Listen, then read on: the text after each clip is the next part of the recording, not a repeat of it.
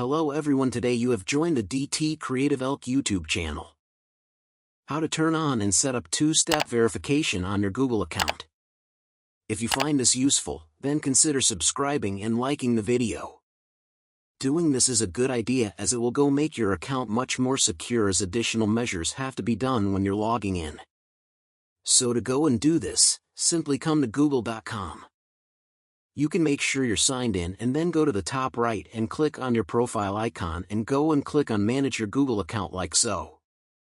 Now all you need to do is head to the top and you need to go and scroll along like so until you go into the option for security. Go and click there on the security page.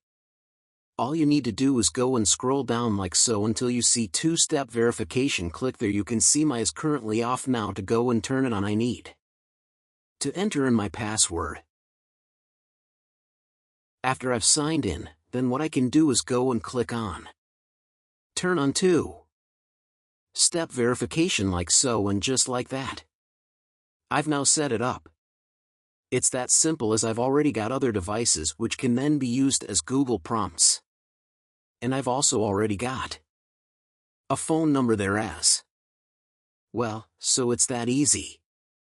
You can scroll down and go and see the different second steps as well.